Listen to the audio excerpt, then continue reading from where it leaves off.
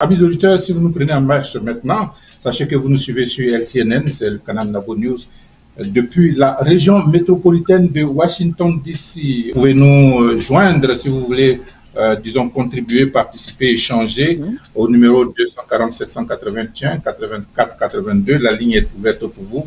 C'est un échange et un partage. Donc, nous proposons des thèmes que nous discutons, mais vous avez la possibilité de réagir. Il y a une organisation qu'on appelle Aude Nouvelle du préfet, l'ancien préfet d'Abidjan, M. Vincent Eliébito, qui, disons, fait un travail formidable dans le cadre de la recherche de la paix.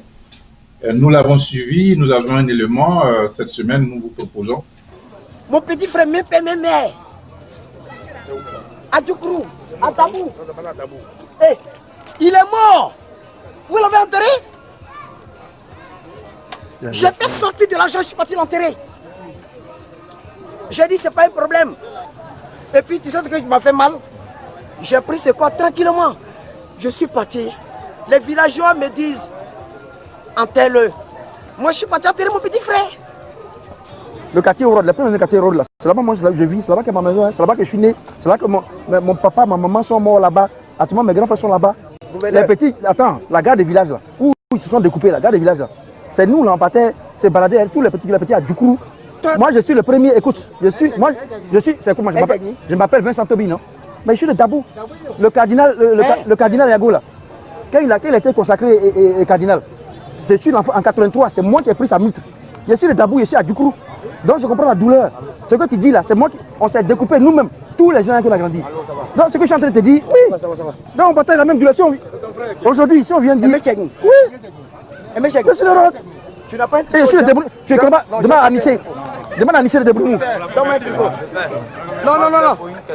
Donne un tricot. Donne-moi un tricot. Oui, on prend ça, oui. Non. Devant toi, j'ai pas un tricot. Moi, je suis des amis, quand je parle, je m'amuse.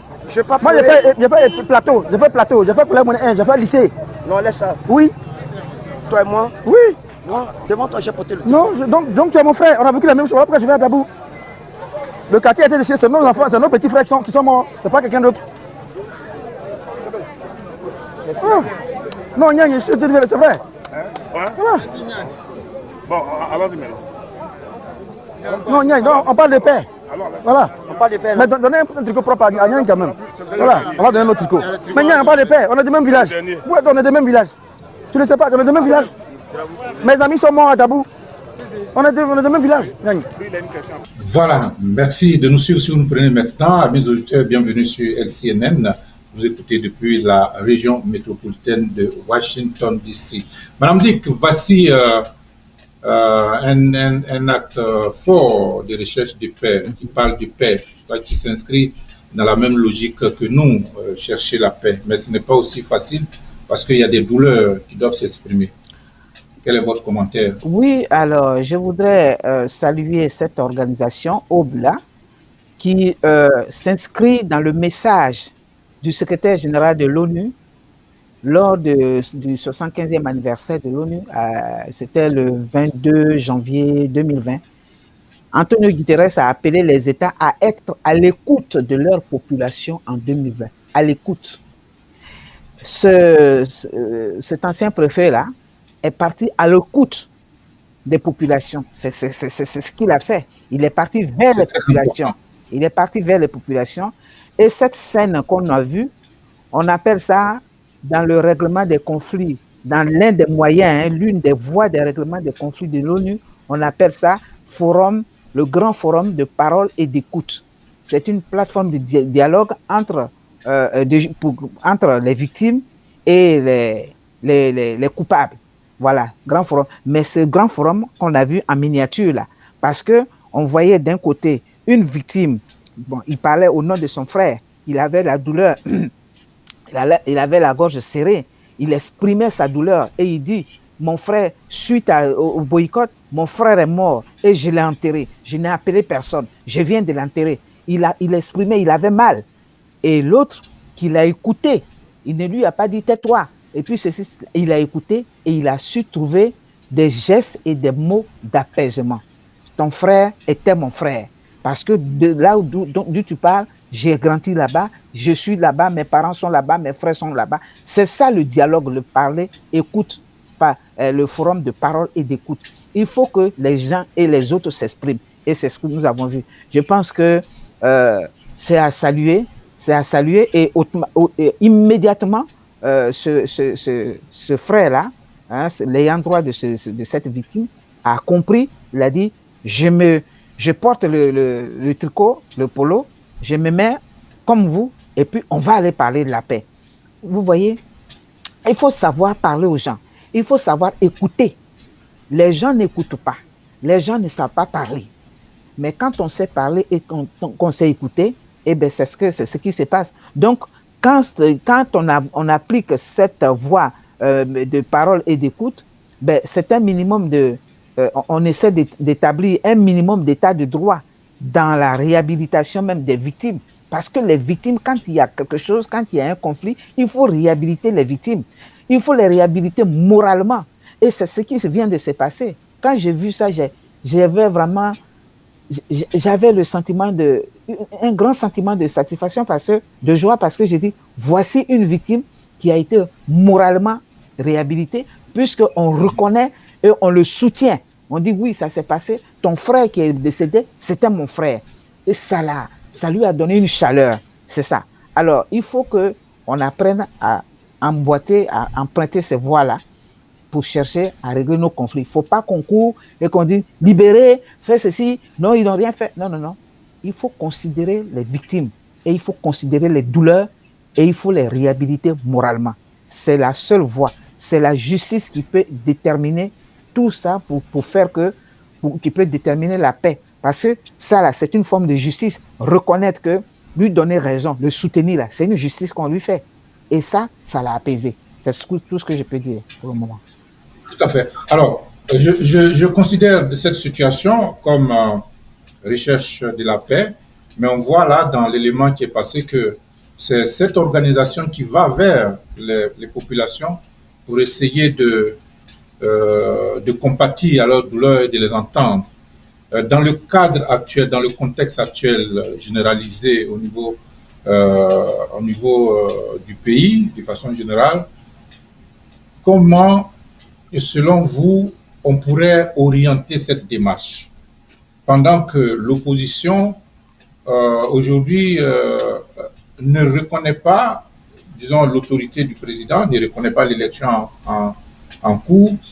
Quelle forme, quelle démarche, quelle méthode pourrait utiliser le pouvoir en place, puisque c'est lui qui est le pouvoir, pour que ce genre de forum puisse être instauré pour créer, disons, cette ambiance de cohésion sociale? Est-ce possible, dans l'état actuel des choses, d'y parvenir? Je comprends. Mais tu le dis, hein, Clément, pendant que l'opposition est toujours dans sa position d'insurrection et de boycott, on ne peut pas arriver, on ne peut pas tenir ce forum-là parce que c'est un moyen, c'est une organisation, c'est-à-dire on s'assoit, c'est le dialogue, on se met quelque part, hein, pour caricature, on se met dans une salle et puis on parle. Mais l'opposition n'est pas dans cette logique. Donc, ce que cette organisation fait, et c'est ce que le pouvoir est en train de faire, en envoyant toutes leurs structures, tous leurs responsables, tous les ministres dans leurs différentes régions pour appeler, pour sensibiliser la population à la paix. Et il y a d'autres organisations aussi qui le font, qui sont à saluer, les organisations de femmes, les organisations de droits de société civile. Tout le monde aujourd'hui, moi j'ai dit, notre pays est en chantier de paix, est en chantier de campagne de paix. Et c'est ça. Puisque l'opposition ne veut pas s'aligner, parce que la paix ne se cherche qu'avec la volonté de deux parties. C'est les deux belligérants qui acceptent d'aller à la paix. Et une fois qu'ils acceptent d'aller à la paix, ça veut dire qu'ils acceptent de dialoguer, ils s'asseyent, ils dialoguent, ils parlent. Et ils définissent tout et ils se mettent d'accord pour aller à la paix. Mais là, ce n'est pas le cas.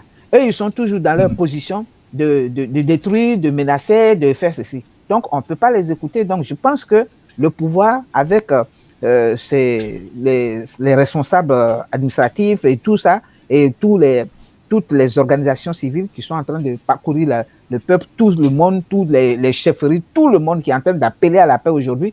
Je crois que c'est le seul moyen, jusqu'à ce que le pouvoir se ressaisisse, comme on l'a dit, voilà, qu'ils se ressaisissent et qu'ils acceptent de reprendre le dialogue pour pouvoir justement aller à ce grand forum de parole et d'écoute.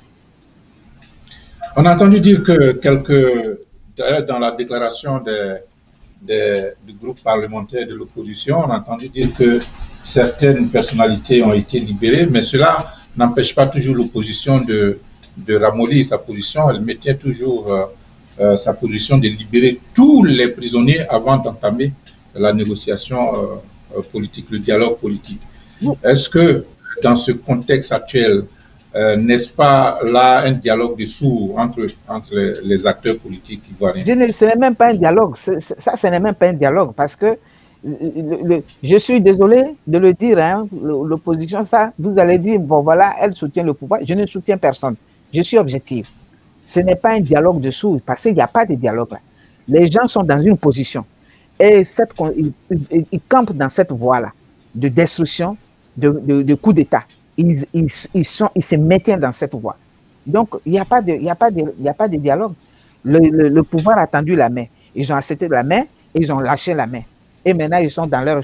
Non, c'est au pouvoir de mettre tout en œuvre pour que la majorité de la population accepte, et qui a déjà accepté la paix, d'aller à la paix, soit dans cette position-là. Et puis bon, on verra jusqu'où elle va aller, cette opposition, malgré tout...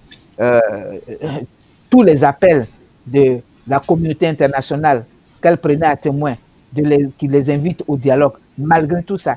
Et je le répète encore, ces responsables, ces députés qui parlent là, ils ne parlent pas pour le peuple.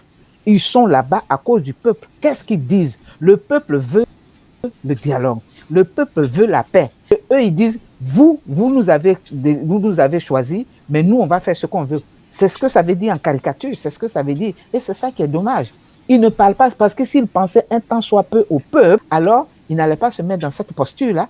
Parce que toute la Côte d'Ivoire, et même les cyberactivistes aujourd'hui, ils ont jeté éponge, comme on dit. Ils ont compris qu'ils ont perdu, que leur affaire n'a pas marché. Pourquoi ne pas même se plaindre pour ce qu'a vécu le peuple, la douleur du peuple, et puis exiger, hein, ils ne sont pas là-bas, ils ne sont pas en touriste. Ceux qui sont incarcérés, ils ne sont pas allés en touriste. Il s'est bien passé quelque chose. Voilà, par exemple, le président Mabry Touakos, on l'a tous écouté, on l'a tous entendu au stade de Faux-Boigny. Nous sommes prêts à mourir pour notre pays, etc., etc. Et juste pour quelques barricades qu'on a mis autour de sa maison, il fuit. Mais ça, c'est irresponsable, je suis désolé de le dire. Voilà. Donc, il faut que cette opposition se ressaisisse. Il doit se ressaisir pour la paix, pour le bien du peuple. Le peuple qu'il a choisi, là, ils doivent se ressaisir, ils doivent aller dans le sens du peuple. Voilà. Sinon, leur volonté, là, ce n'est pas la volonté du peuple.